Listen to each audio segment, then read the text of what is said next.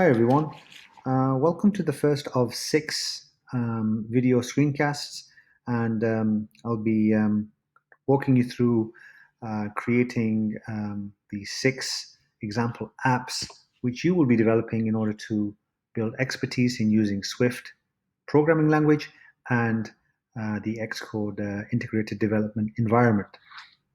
Without further ado, let's just begin. Now, as you can see here, I'm using Xcode 11.7. Some of you are using version 12, and the steps are slightly different, but I will be demonstrating this to you in version 11. Okay, this is the welcome screen, and what we want to do is we want to create a new project. Now, if you don't see the welcome screen, what you can do is you can click on the File menu, click on New, and Project. It essentially does the same thing. Okay, so I'm going to click on Create a New Project. And what I have here is some options in terms of the type of project I want to create. I want to make sure that it is an iOS template or iOS product, and at the same time, make sure that I select single view. Those of you that are using version 12, you won't actually see these options. And the option that you will see, however, is an option which just says app. Okay, and that's what you want to choose. Obviously, I am demonstrating here with version 11, and it will look slightly different to the version that you are using. So I'm going to click on Next. We want to make sure that these settings are consistent. Okay, as you can actually see here on my screen. Now, the product name, we'll come back to this. Team, you can just essentially ignore this. The organization name is set to your name. Okay, so your first name, last name, and the organization identifier is set to the school's domain, which is cdnis.edu.hk in reverse. Language is set to Swift. User interface is set to storyboard, and all of these tick boxes are unchecked. Okay, so as far as the product name is concerned, we need to use a convention known as upper camel case. This is where the first letter of the first word, or every word rather, is actually capitalized. So as far as the actual name, we want to make sure it's accurate, and you can find all of this information in the project overview. So I'm just going to switch to Chrome here, and this is the instructional guide, and essentially we'll be working from this. So this video is actually talking you through this first example here, which is the Xcode and Swift Review app. And there's a lot of information here in terms of the purpose of the app, essentially the context, some of the concepts you will learn, and some of the tasks that you will need to complete. Okay, and there are some optional tasks here as well. Just a reminder that these optional tasks are for those students that want to really extend themselves and try out other things. However, that said, please note that it will have no bearing on your final grade. Okay, whether or not you actually proceed with doing these extension tasks, they're purely there for those students that want to extend themselves. So what we're going to do is essentially we're going to build this environment here, this interface here, and we have some code here as well, so you can actually click on this to actually find some sample code. Now, just as I explained to you in class, the sample code is largely there, largely present. However, there are some logic errors. There might be some logic errors. There might be some other errors in the code itself that are purposefully introduced just so you can actually think through and think about the issues that you're presented with, and hopefully provide a solution to them as well. Okay, so let's just go back to this. This project is called Xcode and Swift Review. So we can just call this Xcode Review. You can see here that I'm using upper camel case, which is the first letter of each word is capitalized, and I'm going to click on Next here. And now it's, I need to save the project. But before I do, I need to make sure that I've unchecked this. Okay, this option here, which is create Git repository, make sure this is unticked. And I'm going to hit save. And now you've just come out of a little kind of mini assignment where you actually had to define your organizational system, digital organizational system. So make sure that you are actually saving it in a location which is related to the design course, okay? And it's the first unit. So I'm going to hit create, and it's going to start our project now. Okay, so this is our project. You can see here it's already it's ready to kind of work on, and you can see here that before I actually get into working on the code, you can actually see here these buttons here. Now these allow us to hide different parts of the interface. You can see here that I'm hiding the left project navigator, and I'm kind of showing that here, and you can actually hide the bottom part as well and show the bottom part. Now this is critical when you are working on a small screen and you need the real estate to work comfortably on your project, okay? And you will be using these buttons, so please ensure that you are familiar with their use. There's two files that we're going to be focusing on here. We're in the project navigator here right now, and the first one is the view controller file. Essentially this file here, there is very minimal code in here right now, but this is the um, part of the project which will hold the code for our view. Okay, and just a reminder that a view is essentially a screen or something that a person will see when they interact with your app. Okay, so you can see here if we click on the main storyboard that we have, when it loads up, you'll see that there's one view. You can see here that this is just essentially one view. Okay, and that file is associated with this view, and you will have multiple files. If you have a project with multiple views, then you will have multiple class files. Okay, so this is the class file. Now the first thing we need to do is we need to build this interface. Okay, we need to build this interface, and what we have here is we have some different object types. Okay, so we have some objects which are there to present information. Essentially, these are called labels. Okay, and then you have some objects here which allow the user to input information, which are essentially called text fields. And then we have a button here as well, which when clicked, what will happen is it will check all of these answers, and if the answers are correct, then it will add 1 point. Essentially, you'll have 3 points at the end. Okay, so again, we're going to be guided by these completion tasks. Okay, and these completion tasks essentially tell us what we need to complete as far as this mini project is concerned, or this Xcode project is concerned. So the first thing we do is we need to build this interface, and what you can do is make sure that you have this document open.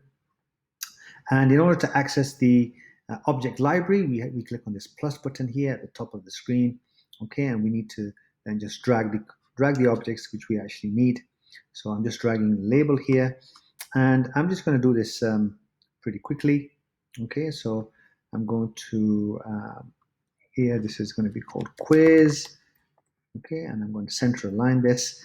And one thing you can do as well is you can use the Command D shortcut to duplicate things very, very quickly. Okay, so I'm just going to duplicate that using Command D. Okay, and going back to here. Now you can see here the dotted line on the left-hand side and the right-hand side, and there's also dotted lines at the bottom here as you move the objects. This is called the safe area. And what you want to do is you want to respect that as much as possible, because the last thing you want is to put something which is kind of touching the edge of the screen and left aligned, and it doesn't really look good as far as kind of visual alignment is concerned. Okay, so we need to make sure that we are not touching the edge of the screen, and we're respecting this kind of boundary here, which is the safe area here. So I'm just going to make sure that it's kind of lined up to there, and this is score. This is the score label here. I'm just going to resize this. Now, although this looks like there's one label here, there's essentially two labels. This one here, which looks like two dashes, this essentially will hold the actual score, the actual value of the score. So we need two labels for this. One is just a title or kind of a visual cue as to what information is going to be stored, and the other one is the actual place where the value will be displayed. So I'm just going to duplicate that quickly as well. Align that here, and you can either put in some hyphens there, or you can just put in the value of 0. I'm just going to center this as well. Now this is obviously the app, when it loads up for the first time, the value is going to be set to 0, and then as the answers are checked, when you click on the button, this value will change. This label will change based on the value of a variable, and we'll come back to what a variable is and how that actually looks when we get to our code. But just right now, we need to just proceed with creating this interface. Okay, so I'm going to carry on with this here.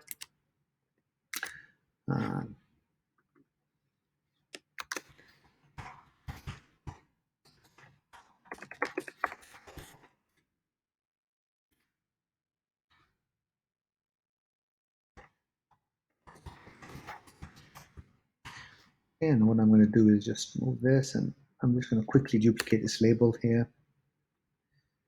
Okay, and just move this here.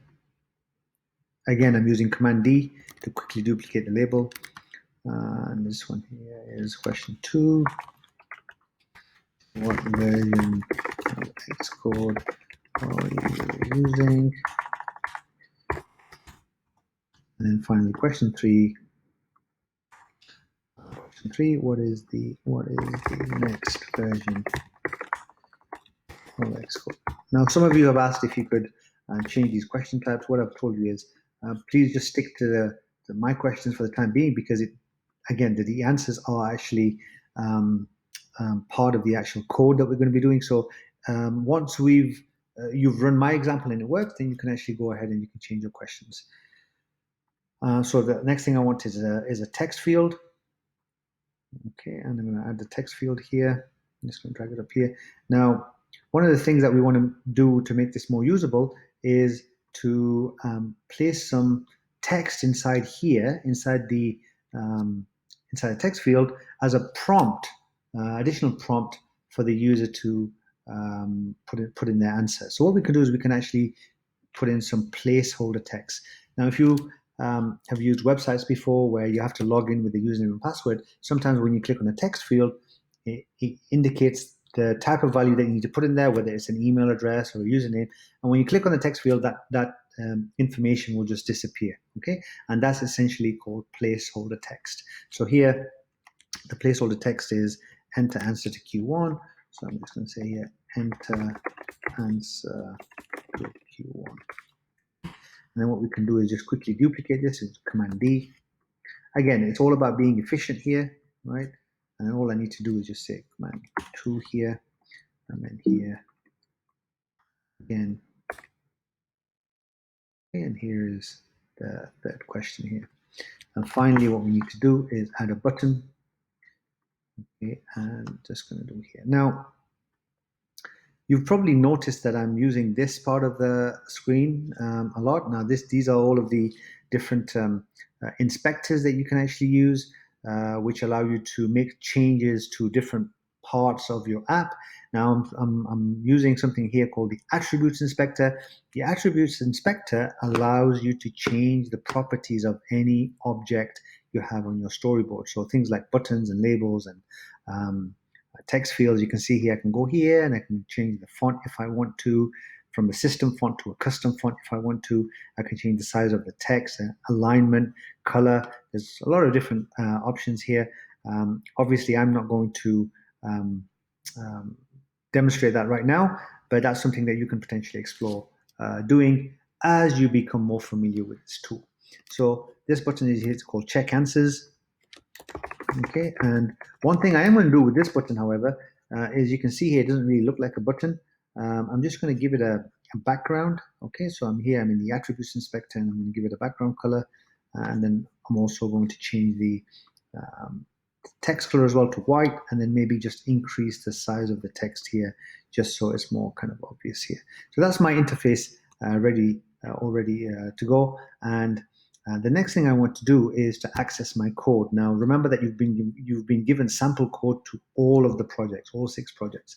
So what I'm going to do first of all is I really want to see my my storyboard and my Swift file, which is the view controller Swift file, the class file. I want to actually see them side by side, because I need to make some connections between the actual storyboard and the code itself. So in order to do that, while I'm on the storyboard, I'm just going to click on this icon here, right? And then I'm going to click on Assistant Editor. Now what that will do is that will actually show you a preview of your code and your storyboard on the same screen. Now, if you recall the buttons that we actually looked at right at the beginning of the screencast, so these buttons here, what we want to do is we want to give ourselves some space. So what I'm going to do quickly is hide the left-hand side of the screen here, where the project navigator is here, and I'm also going to hide the right-hand side of the screen as well. And also then I'm just going to kind of recenter this. If you need to resize this, you can actually resize it from the bottom of your screen here. You can actually change the view. Okay, so you can see here, I can increase it and I can make it smaller or bigger quite easily. So this is my class file. Now what I need to do is I need to go to access the sample code. So I'm going to go back here, and in the first project, it says here code for this project can be found here. So I'm just going to open up this, and here is my code. Now I'm going to copy everything from line number 1 all the way up to line number 27. Okay, so just copy all of this here, and I'm going to go back to my project, and I'm just going to delete everything from line 11 down. Okay, just make sure that you don't delete this import UI kit. Delete that and Command V to paste. Now you can see here the code is pasted, but there are some errors. Now these were the errors that I was actually referring to at the start of the project, right? There's logic errors, or there might be code errors that I've introduced. Now we're going to go over this example together to try to fix this. So one of the things that you need to be mindful of is the use of brackets. Okay, the brackets rather allow you to allow for the placement of code. Okay, so this basically all brackets need to be used in pairs, and you can see here that we have a bracket which faces the left here is the opening bracket, and then the bracket which is facing the right here is the closing bracket. And remember, all brackets need to be in pairs. So what we're going to do is we're going to go through this file here, and we're going to see, just to make sure, we're going to ensure that all the brackets that we're using are in pairs. Now, obviously, this is the opening bracket here for this class. Now, we expect it to be a closing bracket right at the end of the file. One thing as well is you can notice whenever I kind of click on a bracket, it should, maybe this one here, you can see here, right? If I do this, it kind of highlights the associated bracket, okay? So you can see here that it's not really highlighting an associated bracket, and you may kind of think, well, maybe there's a bracket missing at the end. Well, let's just kind of go through this slowly first before you jump to that conclusion, okay? So we're going to go down, and I'll explain to you what all of these other things are, outlets, etc. I'll explain this to you shortly. I just want to focus on this part here. So you can see here, this function, this essentially is for the button here, right? This will be for the button. So whenever the button's clicked, it will check the text fields, text field 1, text field 2, and text field 3, just to make sure that the correct answer has been entered. And if it's been entered, it's going to give you a point. So we can see here that we have an opening bracket for our button, right? And then we have an opening bracket for our text fields, our checks, right? These are our conditional checks to check to see if the correct answer has been entered. So you can see here, if answer one text field dot text, if the text property of this text field is Xcode, then give 1 point, increase the point by 1. The plus equals is essentially the same as saying score equals score plus 1. Answer 2 text field, there's also opening bracket and closing bracket. And then finally, answer 3 text field, there's an opening bracket and a closing bracket. However, there's a missing bracket for this button, right? Remember, there's an opening bracket here. Even though it's telling you that the bracket is down here, it's incorrect, because other than checking these 3 answers, these three text fields, the button is not going to do anything else. So what we do, press return here and add a bracket. Now, as soon as we do that, you'll notice that the errors disappear. Everything is now in order, right? So this button, this line number 19, all the way up on my screen to line 32, this is just the code for the button. And all it's doing is going through each text field at a time, and it's checking to see if the answer is correct. So let's just go through these conditional statements. So it says here, if answer 1 text field.text is equal to Xcode, so if the user puts in Xcode here, it's going to give you 1 point. Then it's going to go on to the next conditional statement. If answer 2 text field.text is equal to 10, score plus equals 1. And then we've got something extra here. This is the score label. Now, if you recall, the score label is the label that needs to change when to represent the total number of points, or the total value. And that is this label here. So the question is, why is this only present in the second if statement and not in the others? Well, this is your second issue that you need to fix. Okay, so what we're going to do is we're going to leave that for the time being. Okay, and we're going to come back to that. And then finally, we have the third text field, which is checking to see if the answer has been entered as 11. If it has, then according to this, it's going to remove 1 point, right? -1. So we need to fix this. We need to fix this to +1. Okay, so now we have +1 for all of these. And the next thing we need to do is to ensure that we're connecting these values here, these labels. Right now, this particular file, this particular class does not really know that these fields actually exist. So what we do is we're going to connect each of these values up to the relevant storyboard object. So you can see here, I'm going to connect this to answer text field here. I'm going to connect this to question 2 here, answer 2 rather. I'm going to connect this one here to answer 3. And then this one here is the score label, which is this value here. And then finally, this one here is the actual button. Now I'll be showing you soon how to actually create these connections. Right now, you're not actually creating any connections from scratch. Rather, you're reusing or repurposing things that I've already created for you. Okay, but I will be showing you how to actually create these connections. Now, before we carry on, we need to learn a little bit about the difference between an IB outlet and an IB action.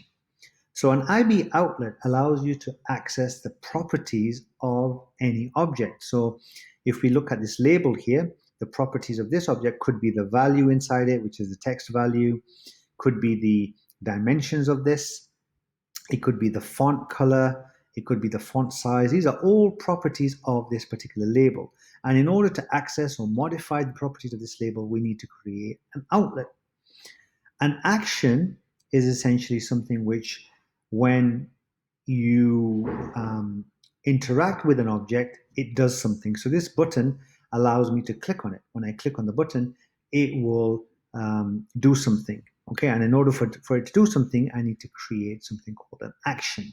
When I click on this, it's going to check each of these text fields to see if the answer is correct. If it is, then it's going to increase the point by 1. We also have on line number 17 here this declaration, which is var score equals 0. Now, var stands for variable. A variable can change at any point in time. A variable can change at any point in time, and this is what we want. We want this score to change every time the answer is correct. We want the score to be changed, to increase it by 1.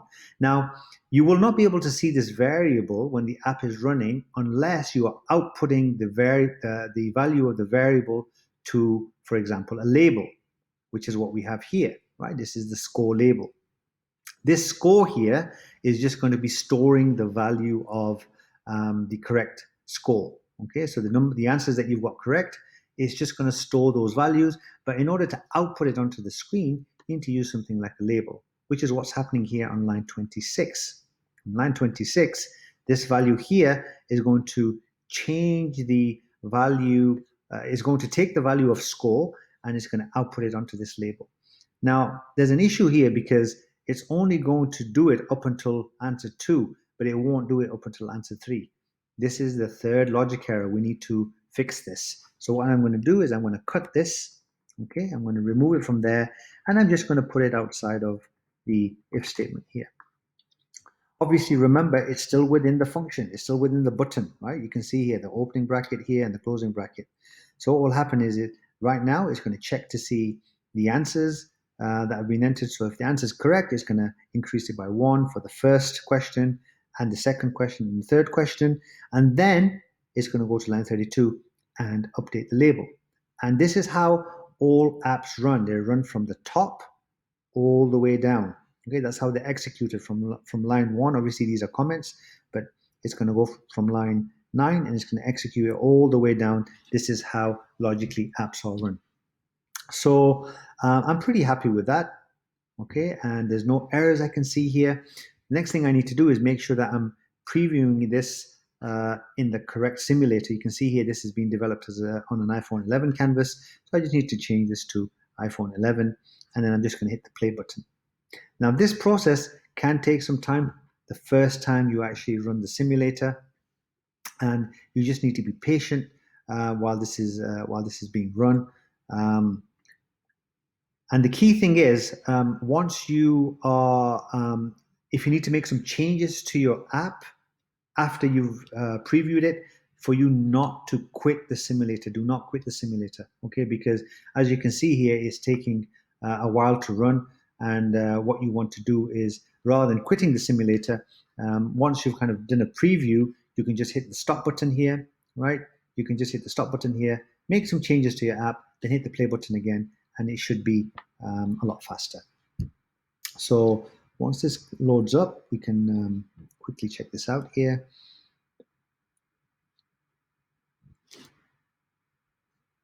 Okay, so here it is. Now we just need to answer the questions. So what IDE are you using to code? So the answer, according to line number 20 here, it should be Xcode. So I'm just going to type in Xcode here, making sure that I'm putting in the correct case. Now, you have to make sure that you're using the correct case as it is here, otherwise it will flag it as incorrect. There are ways we can actually address that issue, because remember that if you're going to be deploying an app like this in real life, people may have different ways of typing things out. For example, Xcode versus something like this, right? The answer is still correct. It's just not the correct case, and you can implement measures to address that. But for the time being, we're just going to type it in exactly as we see here. Xcode. It says here what version of Xcode are you using. So according to this, I'm just going to call it 10 here because I've got 10 here, and then the next version is 11 in accordance with the instructions I have here. And I'm going to click on check answers, and hopefully, as you can see here, the value has changed, right? It's set to 3 now because each of these was correct, and then it's gone to line 32 and it's updated the label. Okay, so that is our first app. Just again, a quick review of using Xcode and Swift. I hope that's helped you, and I look forward to any questions that you may have.